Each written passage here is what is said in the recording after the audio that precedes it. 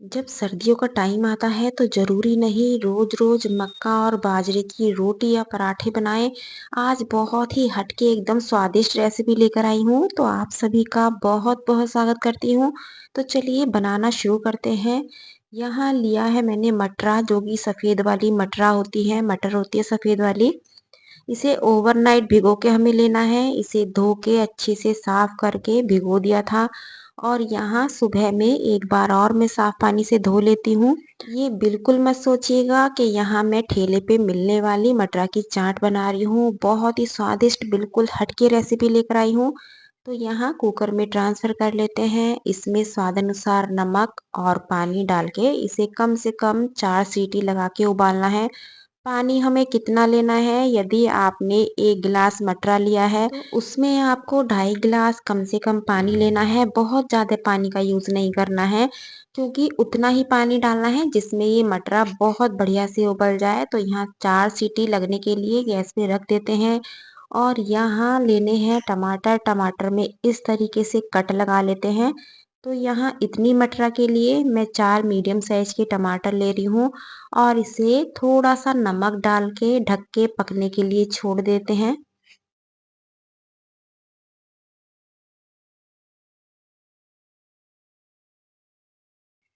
4 से 5 मिनट में बढ़िया से ये सॉफ्ट हो जाते हैं, छिलका अलग से निकलने लगता है, ये देखिएगा। तो बस हमें ये इतना ही उबालना है, इसे ठंडा होने के लिए अभी रखेंगे साइड में। और यहाँ लेना है गेहूँ का आटा, आधा गेहूँ का आटा ले रही हूँ और आधा मैं मैदा ले रही हूँ। इसे प्योर मैदा से भी बना सकते हैं, लेकिन मैं सर्दियों में बना रही हूँ तो इसलिए गेहूँ का आटा यूज़ कर रही हूँ। क्योंकि सर्दियों के दिनों में जब मैदा हम बेलते हैं तो उतने बढ़िया से बिल नहीं पाती है, ठंड में थोड़ा अकड़ जाती है। तो इसलिए मैंने यहाँ गेहूँ के आटे का यूज़ किया है। थोड़ा-सा नमक डाल के इसको हमें पानी से नहीं लगाना है। इसमें दूध को मैंने हल्का-सा गरम कर लिया है क्योंकि सर्दियाँ हैं, गर्मियाँ हैं तो आप फ्रिज के दूध से भी आटा लगा सकते हैं। तो यहाँ हल्का-सा गरम करके दूध को और बिल्कुल ठीक उसी तरीके से हमें गूँथना है जैसे हम रोटी का आटा लगाते हैं। तो इसे अच्छे से पहले गूँथ लेते हैं।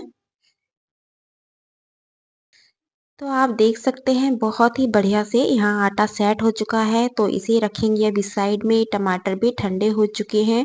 टमाटर का छिलका अलग कर लेते हैं। ये देखिएगा कितने आसान तरीके से हो जाता है।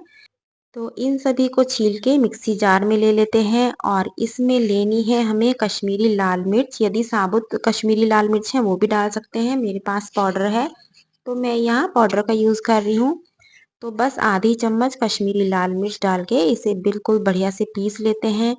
2 से 3 चम्मच यहाँ इमली को पहले से ही भिगो के रखा हुआ था। जब मैंने मटरा रात को भिगोई थी तभी मैंने इमली भी भिगो दी थी। इसे भी छान लेते हैं और यहाँ एक बड़े साइज का प्याज लिया है। इसे रफली काट लेते हैं और इसी के साथ 1 से 1.5 इंच का अदरक, 2 से 3 हरी मिर्चें, इन्हें भी बारीक काट लेते हैं। तो यहाँ सारी चीज़ें तैयार हो चुकी हैं। मटर भी बहुत अच्छे से उबल चुका है। मैं दिखा देती हूँ आपको, ये इस तरीके से हमें उबालना है।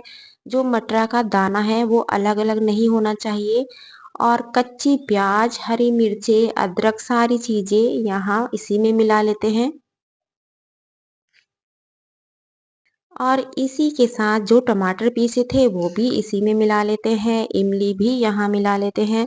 तो ये सारी चीज़ें हमने कुकर में ही एक साथ ले ली हैं। अब हमें करना क्या है, कोई भी आप कढ़ाई ले लीजिएगा, उसमें मक्खन लेना है। मक्खन हमें थोड़ा ज़्यादा मात्रा में लेना है। ये होममेड मक्खन है, अमूल का मक्खन नहीं है। आप चाहो तो अमूल का मक्खन भी यूज़ कर सकते हैं। 1 चम्मच देसी घी लिया है और ये सारी मटरा हम इसी में कढ़ाई में पलट लेते हैं। बहुत ज़्यादा मक्खन को हमें पकाना नहीं है, बस इसी को थोड़ा-सा ये पिघल जाए मक्खन और सारी चाट को इसमें ट्रांसफ़र कर लेते हैं। ये मक्खन मैंने घर में ही बनाया है क्योंकि आप सोच रहे होंगे घर का मक्खन तो व्हाइट होता है, लेकिन इसमें थोड़ी-सी हल्दी डाल के तब मैं इस मक्खन को फ्रिज में जमा लेती हूँ, तो सर्दियों में अच्छा भी लगता है और ये आसानी से इसमें स्मेल भी नहीं होती है।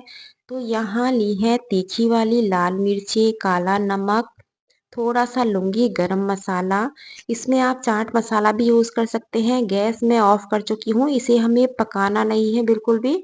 बस थोड़ा-सा मक्खन मेल्ट हो और ये सारी चाट इस कढ़ाई में हम पलट लेते हैं। पकाना बिल्कुल भी नहीं है और इसे मिक्स कर लेते हैं और मिक्स करने के बाद इसमें डालना है बारीक कटा हुआ हरा धनिया। बिना घी तेल बहुत ही स्वादिष्ट ये मटरा की चाट कह सकते हैं, मटरा की सब्जी कह सकते हैं। भरी सर्दियों में जब गरमा-गरम इसके साथ ये पराठे बनाएँगे तो आप यकीन मानिए बहुत ही लाजवाब ये लंच की आज थाली बनेगी। इसे बनाने के लिए थोड़ी बड़ी चपाती मुझे बेलनी पड़ेगी, इसलिए मैंने यहीं पे इसे बिना चकले के बेला है। इसे हमें थोड़ा बड़ा और पतला बेलना है और ऐसा बिल्कुल नहीं करना है कि बड़ा बेलना है तो आटा ज़्यादा लेना है, आटा बिल्कुल ज़्यादा नहीं लेना है। जितना आप रोटी बनाने के लिए लेते हैं उतना ही आटा लेना है, बस इसे पतला और बड़ा बेलना है। ये देखिएगा बिल्कुल रफली, कोई ऐसा नहीं है कि बिल्कुल गोल बेलनी है। तो ये काफ़ी पतली हो चुकी है। एक इस तरीके से बता देती हूँ, एक चकले पे बता दूँगी, जैसे आपको मन करे वैसे आप बना लीजिएगा। तो इस पे हल्का-सा घी, तेल कुछ भी आप लगा सकते हैं। तो इसे इस तरीके से फ़ोल्ड भी कर लेते हैं। जितना पतला इसे बेलेंगे उतना बढ़िया से ये बन के तैयार होगा। तो इसे जैसे हम चकोर पराठा बनाते हैं नॉर्मल, उसी तरीके से बनाइएगा। इसे मैंने इसलिए बड़ा बेला है क्योंकि इसकी जो लेयर पतली होगी तो ये बहुत ही स्वादिष्ट लगता है। इसकी लेयर बहुत अच्छे से निकल के आती है। मैदा डाली है तो उस वजह से ये और भी ज़्यादा बढ़िया से बन जाता है। तो इसे आप बटर के साथ या घी तेल से जो भी पसंद है इसे बढ़िया से सेक लीजिएगा।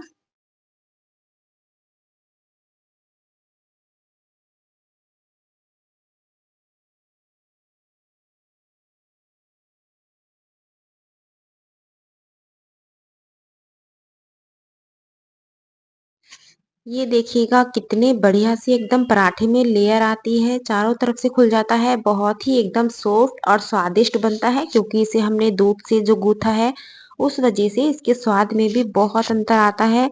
तो आप चाहो तो इसे बटर के साथ भी सेक सकते हैं, बटर से ये और भी ज़्यादा स्वादिष्ट बनता है।